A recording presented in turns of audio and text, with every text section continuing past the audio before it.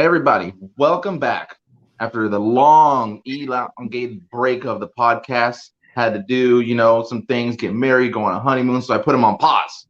So now we're back. We're running with podcasts again on the Warrior Mindset Motivation Podcast. I am your host, retired Army Sergeant First Class Eric Castillo, and I'm also a life coach at Zimi Wellness Center in Indigenous Sovereignty. Today, over here, let me see if I can.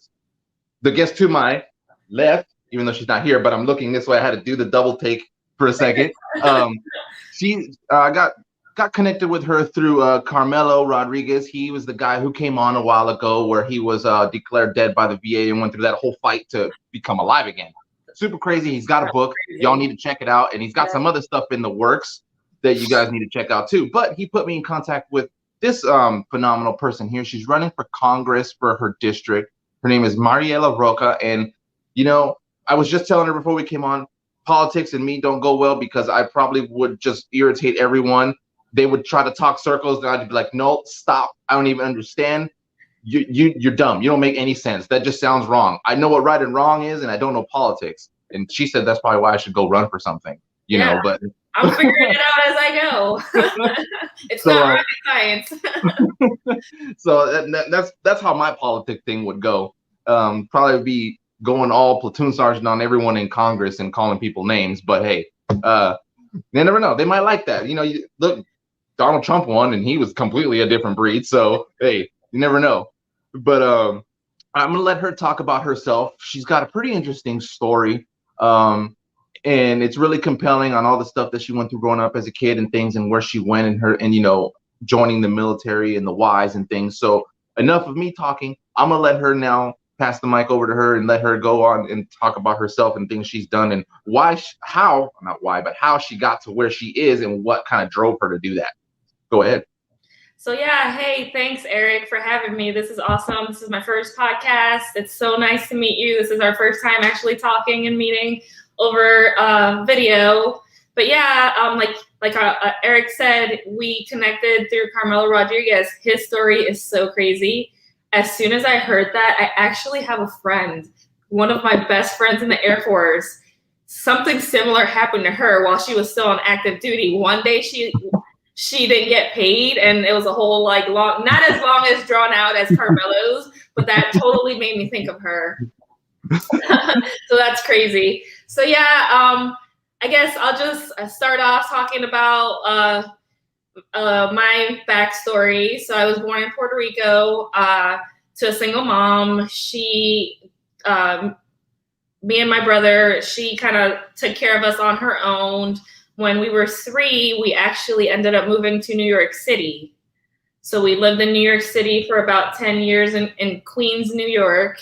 And I think that's just important because that's part of, who I am and where I've been and what I've done. We lived there for 10 years. I did elementary and a little bit of middle school. So I was younger. People say, oh, you lived in New York. I left when I was 13. So I don't remember the spots to go hang out and that kind of stuff. I just remember I lived where I went to school. And that. When I was 13, we ended up moving back to Puerto Rico.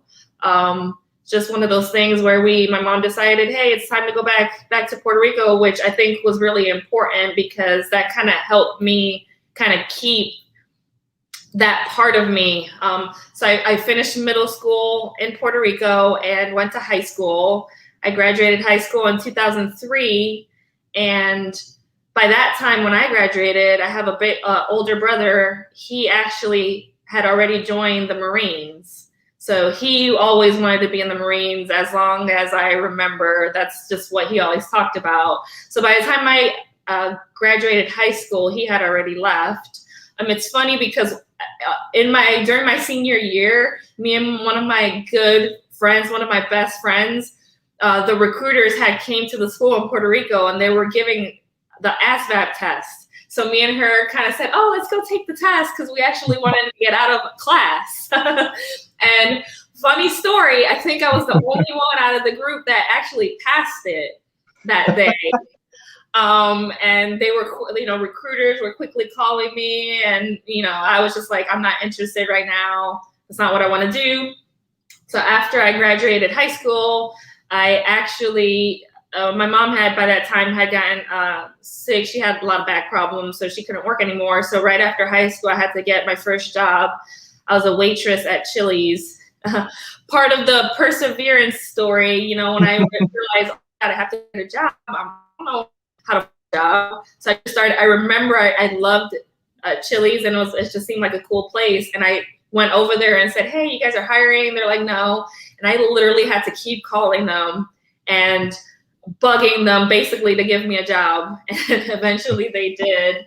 So I did that for about a year and a half. I was also going to college at the same time. I did a year of college. I actually wanted to be a dentist back then. So I was doing pre-med. And, you know, it was just me and my mom living in Puerto Rico. And, you know, even when we were younger, she was a single mom. We didn't have much. We weren't necessarily extremely poor. We always had a clean bed to sleep on, nice clothes, food. But just got to a point where, you know, her back was bothering her and she couldn't work anymore. And I literally remember being in college in Puerto Rico, sitting in the hallway waiting for the professor to arrive, and I just thought over me, I think I'm going to the military. And I literally, it was just kind of like that. I said, I think this is what I want to do. You know, my brother like I said, was already in the military, and he kind of said, if you ever join the military, you better join the Air Force. He's like, I'm in the Marines, and I've already seen, you know, join the Air Force. So that's what I did. I listened to my big brother one of the few times that I've actually listened to him. So yeah, that was in 2005, I think November or December of 2005. And my mom had already gone through the whole spiel with my brother, because he enlisted, I think, when he was 16 in 11th grade. So he still had his senior year, and he was in the delayed entry program for a long time. So she had already gone through the spiel of the recruiters and, you know, Puerto Rican mom being Puerto Rican with the recruiter. Kind of the same thing. I said, hey, Mom, I want to join the Air Force. She's like, oh, okay, here we go. So she went with me. I remember she went with me to the recruiter's office. And that was about November. And I also had to get into the delayed entry program, but I didn't wait for long. I left that next March. So it's actually funny, not funny, but I remember going to Chili's and, hey, I decided I want to join the military. Like, I'm just letting you know, please tell me what you need from me. And she's like, what? You're joining the military? She said, you'll be back. So we'll just hold your job for you. You're not going to make it. Literally told me I wasn't going to make it. And I said, you know what? Okay, I'll show you. Yes, I am going to make it. And, you know, eventually went to basic training, did that whole thing. Basic training was definitely a different experience. As you already know, being in the Air Force, doing something that you've never done before, exercising, waking up early, doing all those things, you know, but I did it because, you know, I had my mindset, this is what I wanted to do. So after basic training, I went to my tech school. That's what they call in the Air Force. Basically, your school where you're going to learn your job. And the job that I was given was a medical logistics technician, a loggy. So I was at Wichita Falls, Kansas, Texas was where my basic training was. It was a quick, short one, about 6 weeks. And after that, while I was in my tech school, I got my first duty assignment. And, you know, I went in and we had dream sheets in the Air Force where you kind of say, hey, I really would want to go here. It had all my bases in Florida. When I walked into the office, the guy said, hey, you're going to Andrews Air Force Base, Maryland. And I literally said, oh, okay. I walked out and said, where's Maryland? I didn't even know where Maryland was on the map. I literally knew New York because that's where we lived, and Florida. I literally did not know any of the states that were in between because I lived in Puerto Rico for such a long time. So I looked up and I thought, oh, there's Maryland, close to her. So ended up coming to Andrews in 2005. Then in 2007, I honestly don't even remember where I was. I got the news that I had gotten orders to deploy to Afghanistan. So that actually 2006, I got my orders, and there's a process that you have to go through to prep, get your vaccinations and all that kind of stuff. And in the Air Force, I don't know, I kind of feel like it's not a lot of the other services do this. When you deploy, most of the time you leave by yourself. It's not like in the Army. When you deploy, it's your whole unit. What? It's not. Like, literally, it was me and this other guy that was out at E3, he was at 4, and literally, here's your packet, here's your plane ticket, find your way to Afghanistan. So I remember we got driven to BWI here, Baltimore, substation at Andrews, and there's a AMC terminal there. So we went there and just got on a plane and made our ways to Afghanistan. That definitely was a interesting experience. Even when I was in the Air Force and I had gotten orders, there were a lot of people saying, "Oh my God, you're getting deployed? Seriously?" I'm like, "Yeah, what's wrong with that? Like, I could do this." Yeah, that's not normal for Air Force. Like, I know. I've learned that in the Air Force, I mean, there's two groups of people. The people that deploy, once you deploy, I don't know, there's something about they tag you and you deploy usually more than once. And then there's the other group of people that never deploy. They're going like other places. Yes. So I know a lot of friends that were in these two categories. You either deployed or never deployed ever. And it was like, we could never figure out like why one person was always the one being tagged versus somebody else not. But anyways, so made it all the way to Afghanistan. I remember it was in January. We actually had a stop before the plane that left BWI. They made a lot of stops, and then our last stop before Afghanistan was a base called Manis. I think that base is not there anymore. No, it's still there. Kyrgyzstan. Yes, Kyrgyzstan. Man, yeah, cold as hell there. It's still there. Yeah, it's a hub in Central, like in general. It's more like a passing through type hub. It's still there. Okay. Because it's an ally country, so they keep it there for like logistics and supplies and things like that. But yeah, it's very run down, very small. Yeah, I remember we got there, like, when you get to Manis, that's like your stop, and then you have to go to the terminal and basically get on a list and wait for your turn to get on the next military flight to wherever you're going. So we were stuck there for about a week. I mean, it was pretty nice to kind of have a little bit of a downtime. And then finally, a week later, we got on our flight and in Afghanistan. My first time ever on a military plane. I mean, just because you're in the Air Force doesn't mean you work with planes. I worked, in the hospital in my duty station at Andrews. And I remember, the plane doing its like special landing. And I remember going, like, down. I'm like, what's going on? And they're like, oh, we're doing the combat landing. I'm like, combat landing? Oh, okay. I guess we're going to Afghanistan. So you said you were there in 2006?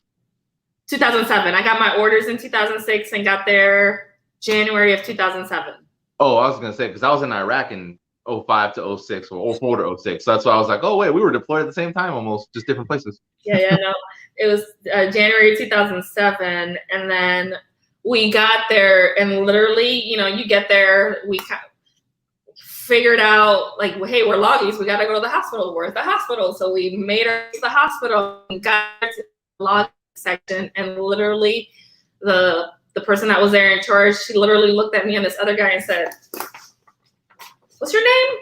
And we told her, and they're like, wait a minute. She's like, I'm supposed to have 10 people, 1, 2, 3, 4, 5, 6, 7, 8, 9, 10, not 12. She's like, why do we have 2 extra people? She's like, I don't know. This is new, because that deployment was the first deployment at Bagram where the Air Force was taking over a lot of the like stuff, especially medical. So it's like the first time the Air Force was kind of in doing that role. And she was like, oh, somebody probably got their numbers wrong. So we kind of literally, they didn't even have spots for me and him to sleep. They're like, we don't, like, our numbers were off. We don't know why you're here, but okay. So about 2 days later, she calls us into her office and she's like, hey, so I got a phone call, and actually you're not supposed to assign here at the hospital. You're supposed to be assigned to the BTIF. I said, and what's the BTIF? I don't know what that is. She's like, it's the Bagram Theater Internment Facility. It's the prison. It's like the detainee prison. It's like, what? I was like, I'm so confused. Like, why do we have to go there? She's like, I don't know. I guess they have a clinic there and they need 2 loggies, so that's where you got to go. So we ended up figuring out where this place was at Bagram and headed over there. And that was definitely a wild experience, you know, not to go into many details of like specifics, but I get it. Just being around, you know, in prison around detainees and seeing that side of things was just like so eye-opening. And I know I was one of the fortunate ones that I, you know, deployed and came back, you know, without injuries and one piece. But just, you know, just because you don't have those types of outside physical injuries, you know, there's things that you see that kind of stays with you forever. Yep. So that was definitely a wild experience. So, I was there for my deployment. You know, I love my deployments. Actually, I tell everybody deployments were my favorite part of being in the military. Oddly enough, you know, I loved being there, doing my job, having different experiences, meeting a lot of the local Afghani people that were there. There were a lot of people that would come to the gate in the mornings to look like for work. They kind of come every day, and then they would like vet them and bring them in, like to kind of come help. I was actually there in the process when they were moving the hospital from the old facility to a new facility. It was from like a wooden facility to an actual like brick and mortar like concrete facility. So they had a lot of like locals coming and, you know, helping. And, you know, we kind of like build, I don't know, friendly relationships with them in a weird sense. And you kind of got to see how, you know, just because you're in Afghanistan, not everybody is the bad guy.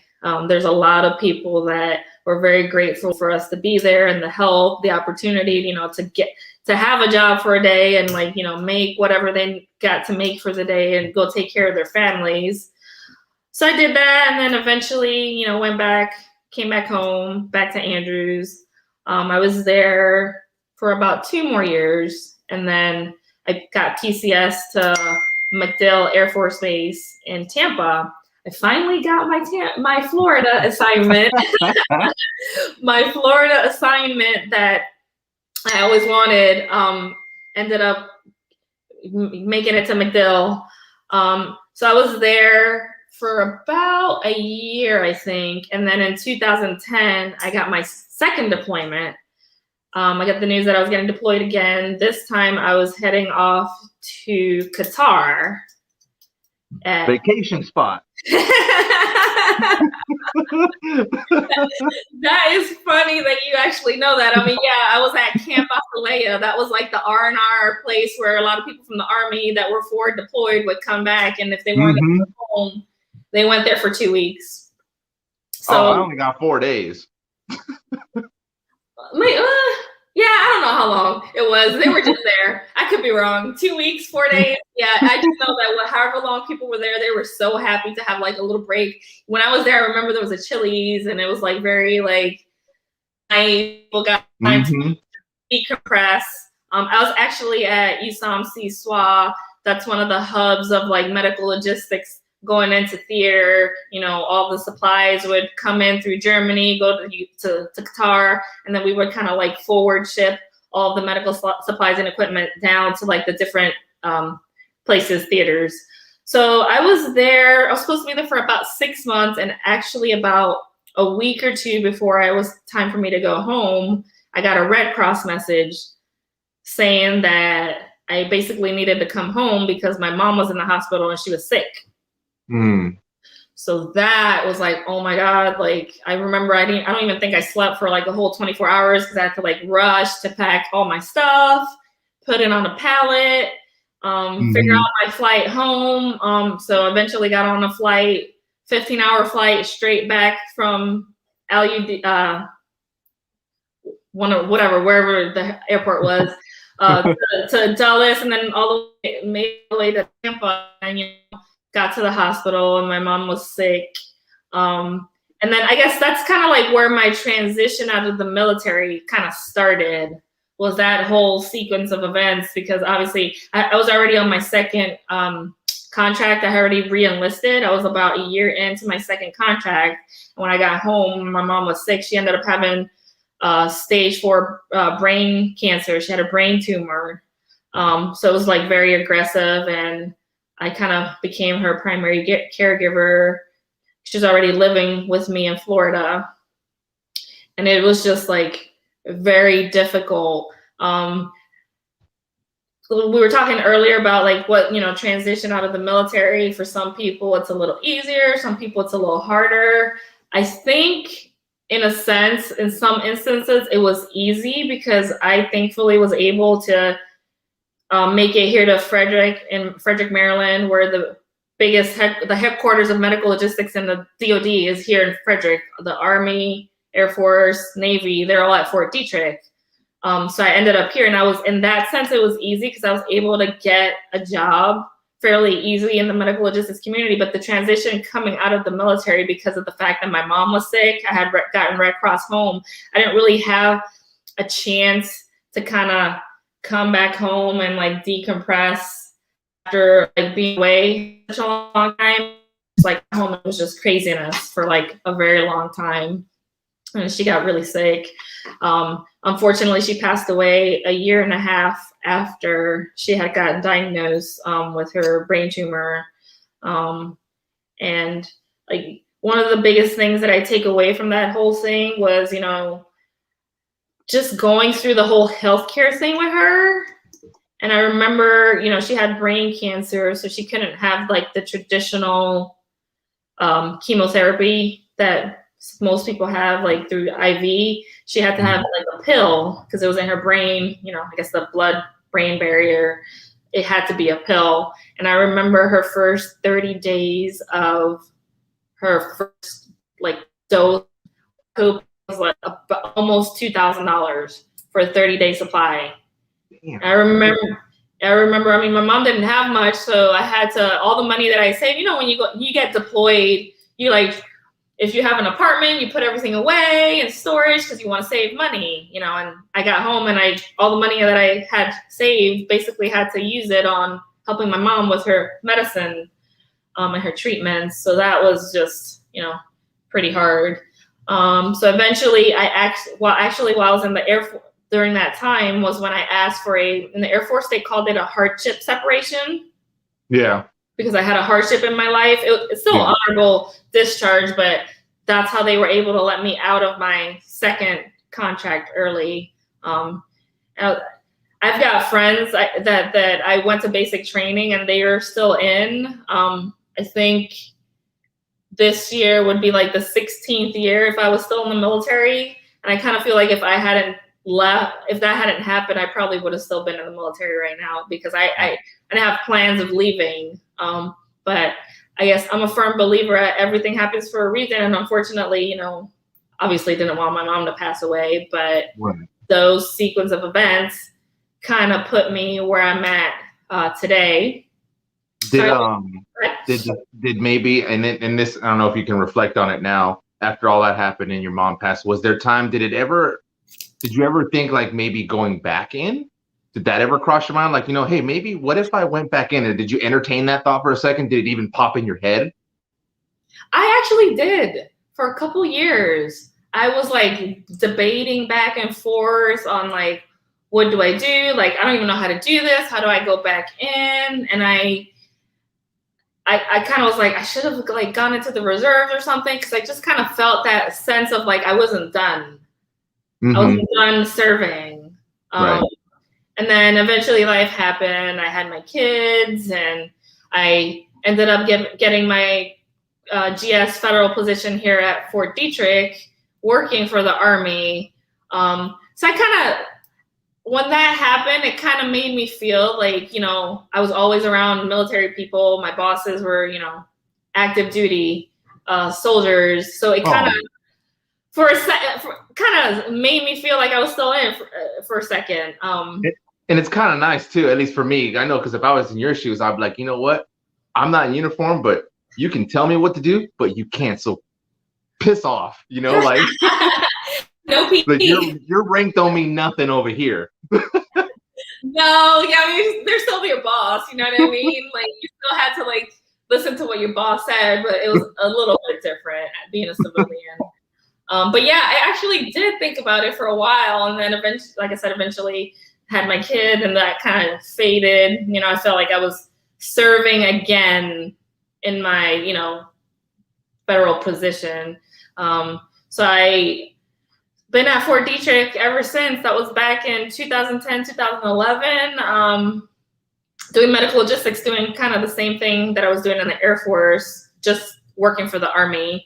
And I've met so many people. Like, some of my best friends are people that I've met in deployments, even in my job working here at Fort Detrick. It's just been a part of me and who I am.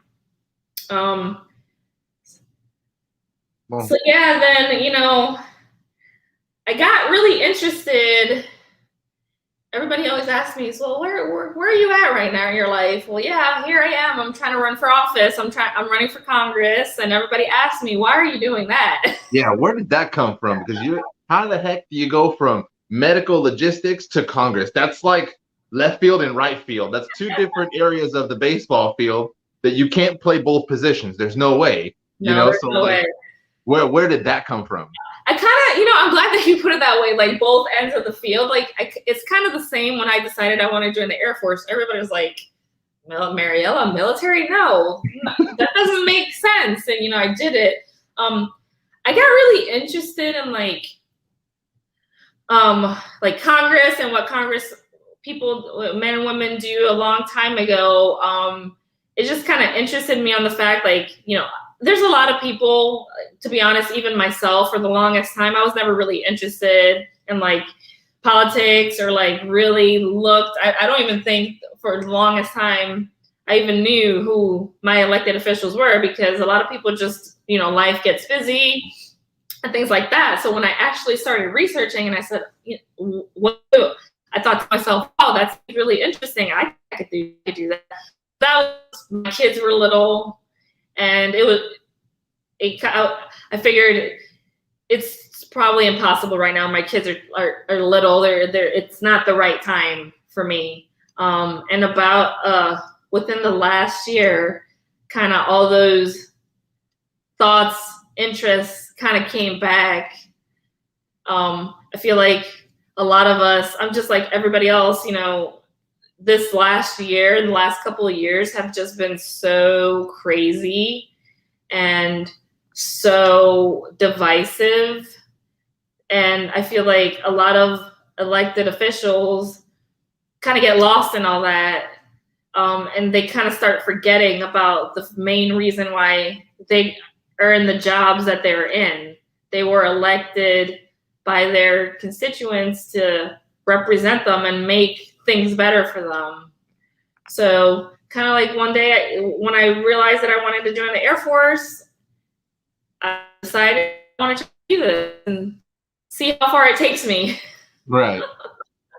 So when is so you're going through the running process now, right? When is the actual, like, I guess, if I don't know the right terminologies, you have to forgive me on that. When is the voting or the balloting or the election process? is next year. It's in 2022. Yes. Oh, okay. So it's like it's almost like a presidential thing. You got to do a whole campaigning process and things. Right. Yes. So you have a job still too, or is this like your job? I always wondered that, like, if people who go like on the campaign trail, like, well, what do they do for work, or is that their work? Is that how they get an income, or like how does that work? So I'm glad you asked that, because yes, I still have a job. One of the things that makes it so hard for, people like you and me that are not rich, that are not politicians by trade to run, is you still have to have a job. You still have to have a life. You still got bills to pay. Yeah. A lot of people that run, they're rich. They don't have to work. They can just campaign. And I think that's sad that the system is built that way. It's built so that it makes it very difficult for people like you and me. I hate saying the average American like you and me, but most of us aren't rich. Most of us can't do this. That's the main reasons why I also want to run. I want to show people that like it is possible. Like if you work hard, and like we were joking earlier, you kind of said, how do you even run for office? And I don't even know. I said, hey, I'm figuring this out as I go. And so far I've been at it for about 2 months, and it's a hard thing to do, but I'm motivated. I'm determined. Once I get something in my head, I want to do it. Yeah. And I think that's the perseverance alone. Like, can you imagine doing like a higher office, like state governor or like even president, but yet you have a job? Like, how are you going to go on a campaign trail, but yet you got, creditors saying, hey, you owe me money this month. And I'm like, I'm on a presidential campaign trail there, Equifax, back off, like. No, and then, I think there's been, that's one of the things that I've, kind of have on my things that, if I make it through, maybe improve for other people. This process is so broken. Everything's about like money, who can fundraise the most. And it's just very difficult, and so it's one of those things. I know there's a lot of other candidates that are kind of, saying the same thing, that how hard it is to run for office and things like that. And, if I make it through, that's one of the things that I want to look at to see how we can make it easier for anybody basically to kind of be able to run for these kinds of things. Right. I think what you should do too is, and I'm sure they teach us in the Air Force and the Army too, and even how I taught my soldiers to do, if you have a problem, provide a solution for that problem. Don't just say, oh, we're going to fix it. No, people want to hear how you're going to fix it.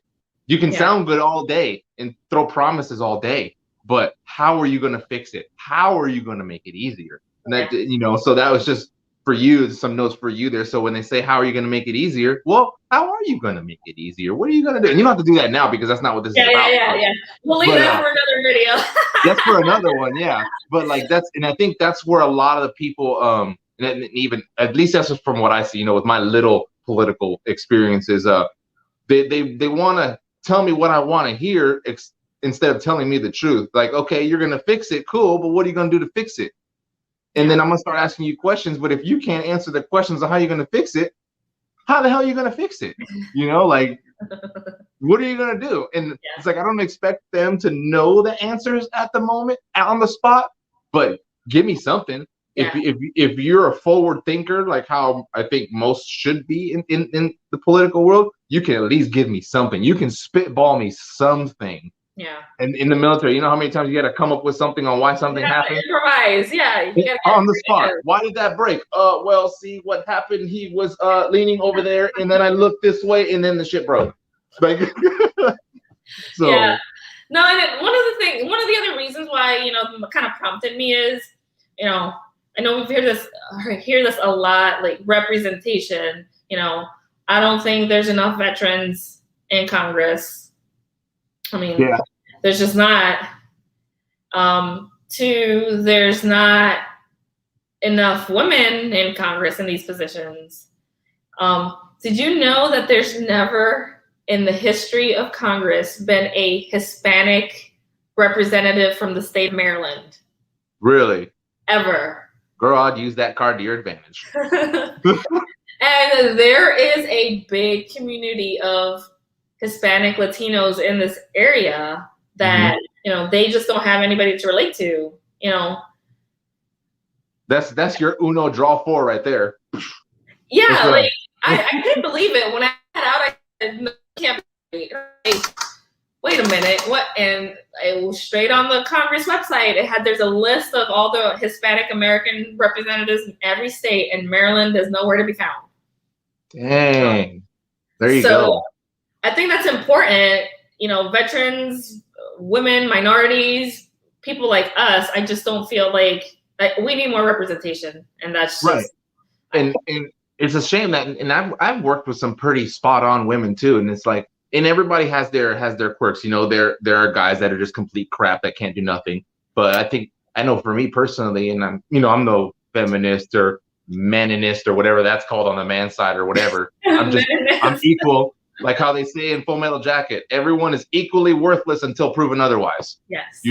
But I've worked with some pretty spot on women that have made guys look bad, like both in the physical aspect, and this is in combat, both in the physical aspect, mental, like tactical and technically sound, like and it's not about comparing genders. It's about like, dang, like I want her. Well, what about him? No, forget him. I want her. Like because I think it's empowering and pushing. I would like the female sergeant that I had. I would push her. Like I would put her in the front. I worked with two. One was Kamo. She was like our little sister, and I would always try and rope her in, and we would push her to do things, and she broke her back, not literally, but trying to keep up with us artillery guys, and we respected that, because physically, women are built different than men structurally with the bones, so it's for certain things it's hard. And the other female sergeant that I worked with, she was a military police, and she was a badass. She was, I didn't have to worry about like, okay, if something happens, is she going to be dead weight? No, she held her own. And I knew that if I turned this way, because there was one time where I had to like be kind of like her overshadow bodyguard kind of, and I didn't have to worry about her being technically or tactically sound because she was. But that's because I let her. I didn't try to coddle her or be like, oh, hey, no, come here. I was like, no, okay, fine, you that way. And then I just turn around, placing that trust, in her. And I think that's when it comes to this, they have to do that with you. Like, hey, you know what? Let's let her do it.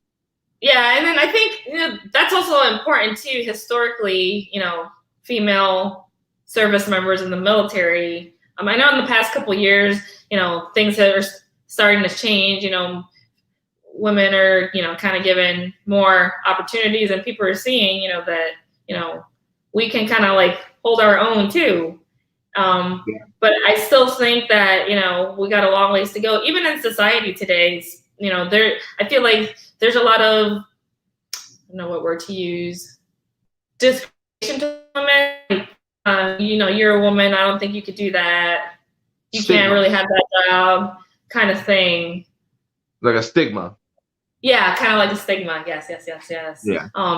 And if I could be a voice to women and especially female veterans, still have served, that's what I want to do. Right, and that goes to, and that also, like when it comes to that, it's not just being all bark, being a bite too. Like just don't be all bark and oh I can. No, it's not even really boasting. It's just doing. Like, hey, have you seen that person? They said this and then they did it. And it's it's doing quantifiable results, like quality versus quantity. Like I would rather have someone who can complete a couple of tasks really good versus someone who can complete a crap ton of tasks and they're all half-assed done. Well, they have nothing to do. They have nothing to do with the position that you're representing. Yeah, exactly. You're not helping anybody. Exactly. Or someone who just tap dances around and not gives me any answers. They answered all my questions, but they didn't really give me answers, where you answered a couple of my questions thoroughly, but you couldn't answer the other ones, and that's okay. But because the questions I asked first are probably the most important, and you answered those. And you gave me I gave you a problem and you gave me a solution, and it may not be the right one, but I gave you one. The fact that it's important that a decision was made, and that's how we learn. For those listening, no matter what decision you make, whether it's right or wrong, it's whether you choose to learn from it. Now, if you do the same thing again, now you're just being ignorant and you're being negligent, because now you clearly go through the same thing and it's like, hey, remember last time you went left, you fell off the cliff. Oh, I'm going to go left again. Maybe I won't fall. No, dumbass, you're going to fall. So now that's on you. You know what I mean? But I think that's important too. And I know, like, again, like I always say with the political world, like I know there's a whole bunch of backdoor stuff that happens. I'm sure, even as we speak, I'm sure there's backdoor things happening. And I think a lot of that needs to cease too, like where it gets borderline shady. You know what I mean? Yeah. So, I mean, and I think I was thinking about this the other day. I went to an event a couple months ago, and somebody was saying something along the you gotta live, survive, tell a story. somebody that hasn't had like experiences, hasn't had struggles, has had it easy their whole life. Not saying that that person is a bad person, but when you're trying to help people, the majority of people in this country have and are going through struggles, and having someone that you can relate to, that knows where you've been, has been in the military, has done the things that you've done, I think that's important. Yeah, it is. It is totally. And if you haven't gone through hardships and you're trying to make a difference, like at least for me personally, you have to work twice as hard as the person who's gone through shit. Mm-hmm. Because if you haven't, I'm not going to take away from what they're trying to do, because it's honorable that they're trying to do that. But you have to back up yourself even more, which means now you really have to put your money where your mouth is, because you haven't been through that, so you have to really back it up in a different way, because you don't have that personal experience. You have to try to use empathy, but it's hard because you didn't go through it. Whereas for someone like you or like me, now it's like, hey, look, I went through this, like relating to the, like you say, the average American person, like we work, we have bills, like not saying it gives us the automatic edge, but it's like, hey, over here, like you got rich person over here, they don't work, but hey, I'm over here working, I'm doing a campaign thing, I got kids, I got a dog, I got a cat, a pig, a horse, and all this other stuff, like just a dog, a little chihuahua. Well, I didn't, if you did, I would have been like, whoa, I got that right. That'd be funny if I all of a sudden had a little pig coming in. Yeah, I'd be like, well, it's a service pig. Oh my goodness. Haven't we seen like stories of that? Like people are having like the most non-traditional like service animals. Yeah, like there's some that are kind of out there, but I know pigs are pretty smart. Yeah. I know they're smart, but I don't know if you remember the one, it was about a dang peacock going onto an airplane. No, stop it. Get that damn bird off the plane. That bird does nothing except you getting attention because you have a peacock. Now, if you call the peacock and it comes and you tell that joker to sit and it sits, okay, then I'll entertain it, Like you'd be like, hey, Fluffy, sit, and the thing goes like that. Then I might be like, okay, all right, I want to do some more stuff because now I'm interested. Yeah.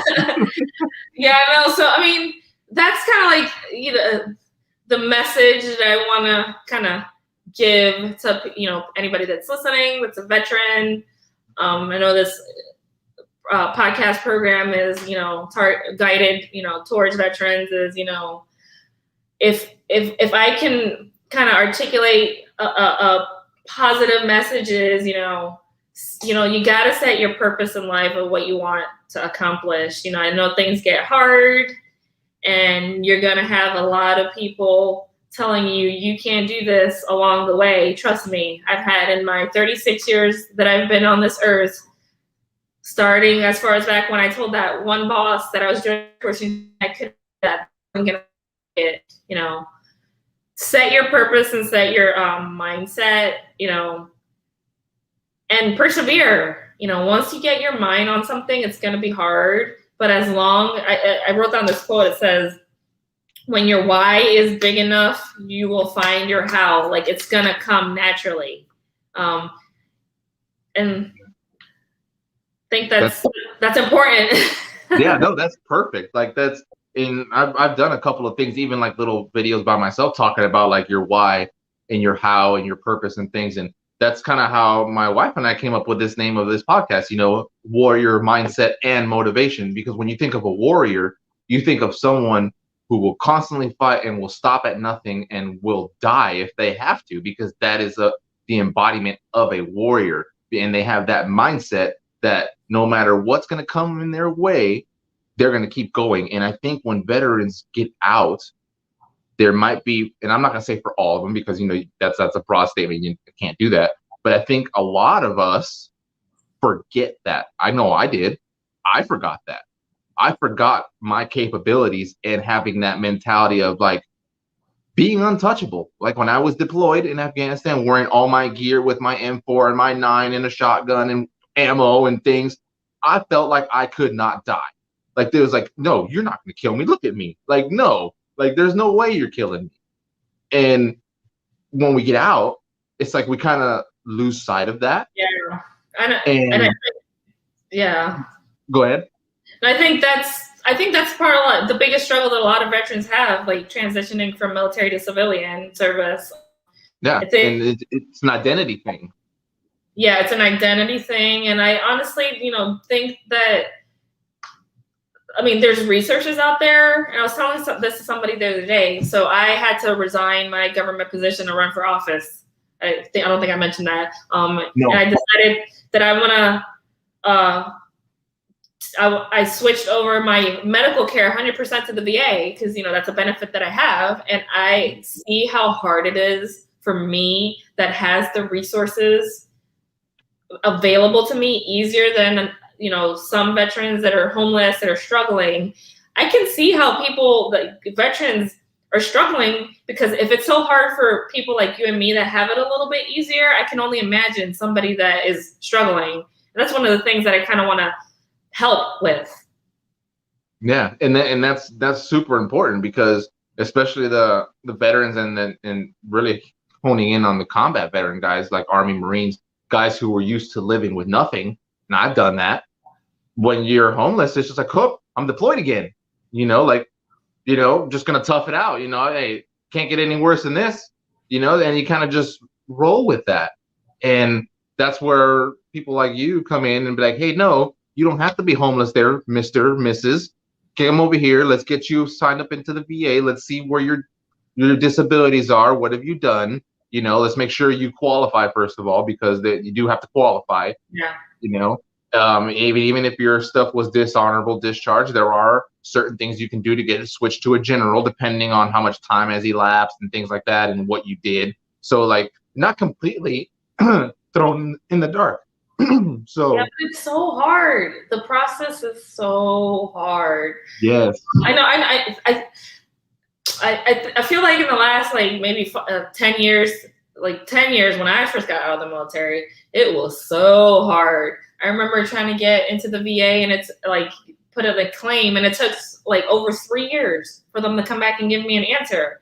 I know that's gotten a little bit better and it doesn't take that long, but it's just still so hard to, that's gotten easier. I know for me, you do most of your VA stuff when you get out, before you get out now, and then you'll get your stuff in 60 days.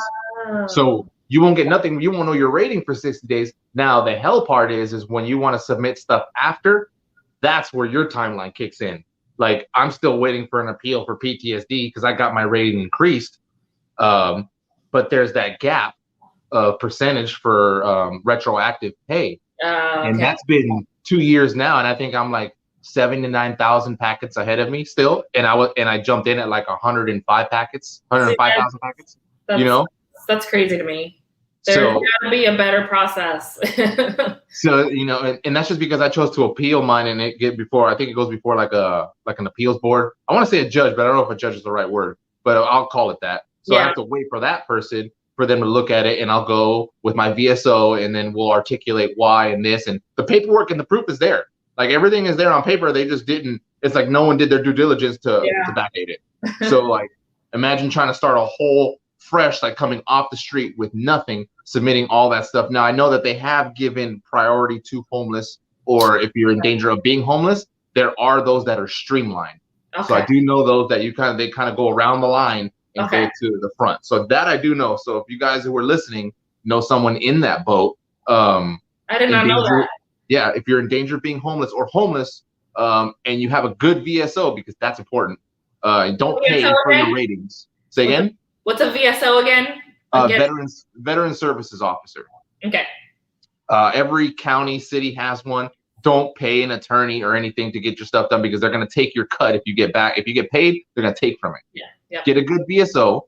Or even the VFW has it. American Legion, they all have reps. Reps are there, and get a good one, and they submit your stuff. Yeah, the DAV, the Disabled American Veterans, also. Yeah, DAV. Yeah, they're a good one too.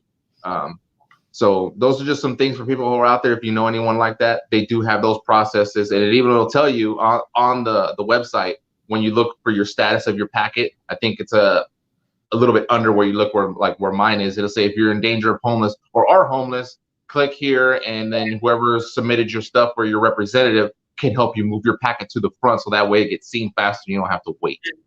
Okay. But of course, you have to have proof. You can't just say, I'm homeless, and then you live in a house, like, unless you're kind of crashing with someone. So there's that too. Don't lie because they're going to get you. Yeah. Gotta be, honesty is the best policy. Yeah, there it is. And transparency is key. Yes. But that's kind of, we're going to start closing it up here. Just to kind of throw back Mariela's message, and I kind of wrote it here and threw a little spin on it. You had set your purpose in life and then go get it. Yes. And she is a prime example of that. As you can see, she went through a lot. And I don't like to compare anyone's lives because everyone's life is different. Just because your life was hard doesn't mean someone else's life that didn't sound as hard as yours doesn't mean that their life, your life isn't harder because you're in it and they weren't. Yeah. So, and that's like comparing combat traumas. You can't do that. Just because you didn't experience any direct combat doesn't mean you didn't get any combat trauma while you were there. So she went through a lot, and she went through points debating back and forth, and now she's back on the right, I won't say the right path, but she's back on track now. And I'm sure she keeps on, and she pulls that ace of spades in her pocket, that Hispanic card, just kind of just goes like this and goes, ace, Yeah. I mean, there's a lot more to it than that. I just, that we talk about representation in other groups. Yeah. Representation is important. Yeah. Trans, women, minority, Hispanic, Latinos. I was at a fair the other day, and I met so many people that were Hispanic and didn't really speak English. And when they realized that I spoke Spanish and I started talking to them about what I was doing, or they registered to vote, they were so surprised because they felt, a lot of people were saying, we've never really had anybody in this area that we can understand, and two, can talk to us. Yeah, no, and that's awesome. And it's like same for me. I'm Hispanic also. Both of my parents are Cuban. So when they find out I speak Spanish, people are like, "What?" Like they figure the last name and they're like, "You," and I'm like, "Yeah." And then I throw some lines out there, and then they're like, "Wow," completely blow their mind away. And it's always good too. I'll sit there and I hear people talking, and I'll just be like, "They're talking crap." Oh, jeez. Oh my God! How many times have you been at a line at a store where somebody's behind you, talking smack, or in front of you, talking smack about the person in front or the register, and then they turn around and start talking to them in Spanish? And I like, my classic one is when I hear that, and it's great because I'll hear it and I'll just turn around and be like, "Dime, no me diga, claro que sí," and then just be like, and you see their shock and they're like, "Oh crap, he understands, but he looks white. What the hell?" Those are classic. Yeah, so those are the best. But just so we close it up here, I want to thank you for coming on here. And this will help too. You can share this with your, I guess we can call it a campaign trail, even though you're not going anywhere. But you can put it on your social media campaign. I'll share with my friends and family and put it on. Yeah, and this is a good message. Yeah, so that way they can see what you're about, how you can fix your, I know you, and I see people writing here. A guy named Evan called you a go-getter, so,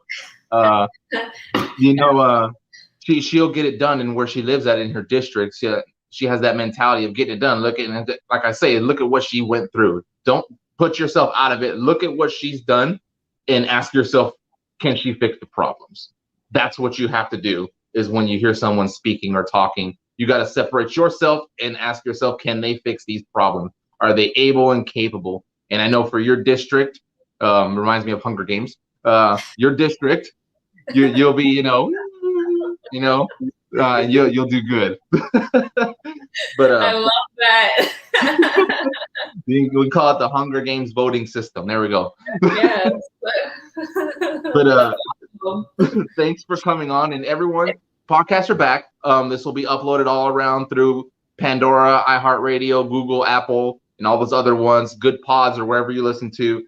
Tell your family, tell your friends, cats, dogs, animals.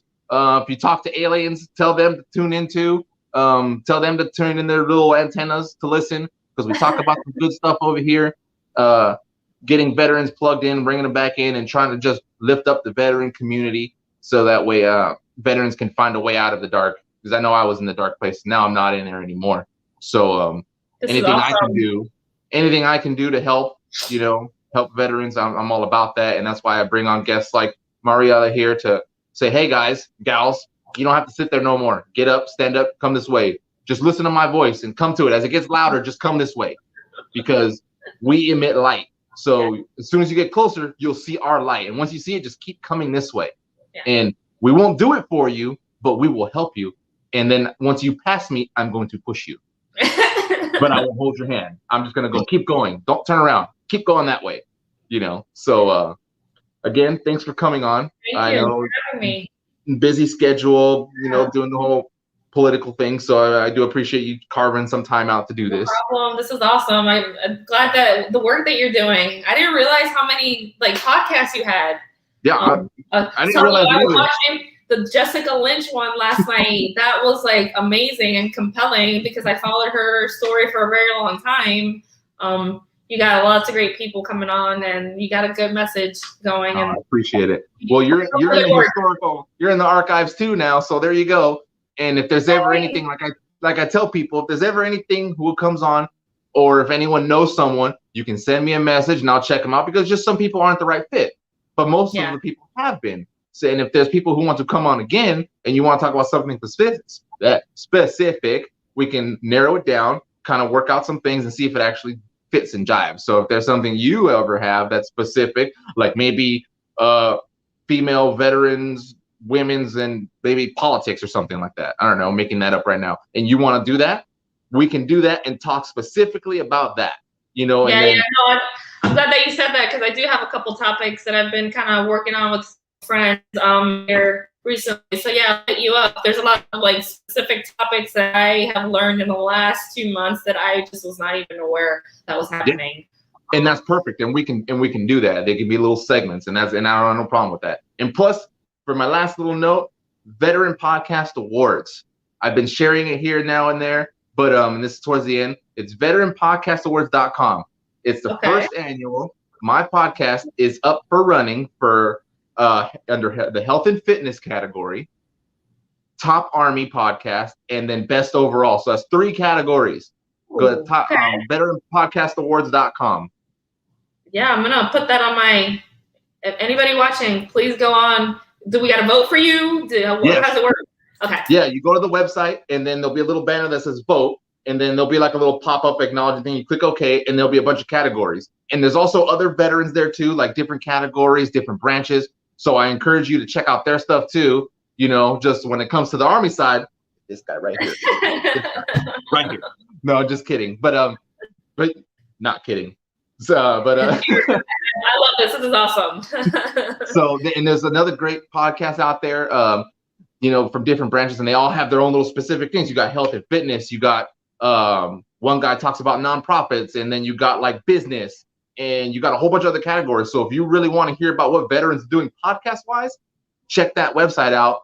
Vote for your favorite podcasts. I'm in health and fitness, top Army, and best overall. You have till the 18th of September to vote, and then results will be published, I believe, sometime in October, early October, something like that. So if you haven't got there, get there, and give everybody a vote. And if you go to my profile on Facebook, there is a VPA promo that I did share on there, so you can check that out. It's one of the guys who kind of spearheaded it, Marine guy.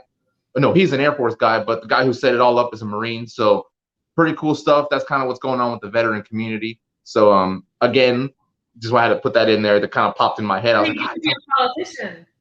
See? Oh, see? Oh, now the gears are working. You will watch out. Congress and the House of Representatives, I'm coming. I'm gonna fire all of y'all. New people, everyone. Yes, they all new blood. Yeah, new, fresh, young blood. Everybody's fired. But no, I appreciate you having you on, and then everybody have a great Thursday, and I hope you guys keep grinding with your week, and see you guys next week. Bye. Thank you.